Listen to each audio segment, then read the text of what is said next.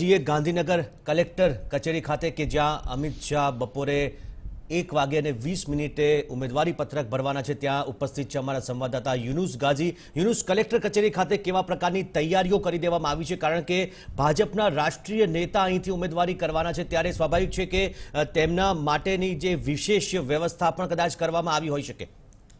યુનુસ।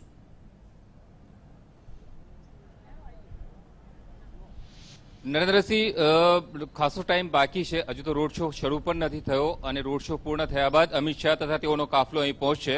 પરંતુ સવારથી જ અહીં કલેક્ટર ઓફિસ તથા કલેક્ટર ઓફિસની આસપાસના જે સમગ્ર વિસ્તારની અંદર સુરક્ષા વ્યવસ્થા છે તે જડબેસલાક કરી દેવામાં આવેલી છે। કલેક્ટર ઓફિસની બરોબર બહાર છું કે જ્યાં અમિત શાહ અન્ય જે વીવીઆઈપી મહાનુભાવોની સાથે ફોર્મ ભરવા માટે આવશે। સૌપ્રથમ જે કલેક્ટર ઓફિસની બહારનો જે માહોલ છે તે આપને બતાવું। સવારથી જ અહીંયા જે સ્થાનિક પોલીસ છે, ગાંધીનગર જિલ્લા પોલીસના જે અધિકારીઓ અને કર્મચારીઓ છે તેઓને તૈનાત કરી દેવામાં આવેલા છે।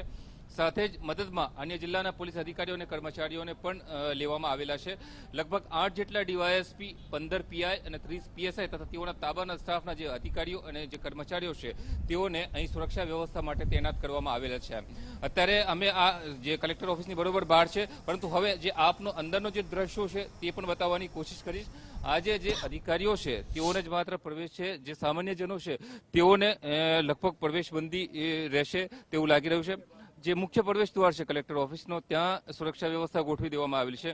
મીડિયા માટે પણ પ્રવેશબંધી ફરવામાં આવેલી છે। લગભગ જ્યાં સુધી આ ઉમેદવારી પત્ર ભરવાની જે પ્રક્રિયા પૂર્ણ નહીં થાય અને અમિત શાહ તથા તેઓનો જે કાફલો છે તે પરત નહીં જાય ત્યાં સુધી આ જ પ્રકારની સુરક્ષા વ્યવસ્થા રહેશે। કલેક્ટર ઓફિસની અંદર પણ ખાસ સુરક્ષા વ્યવસ્થા ગોઠવી દેવામાં આવેલી છે।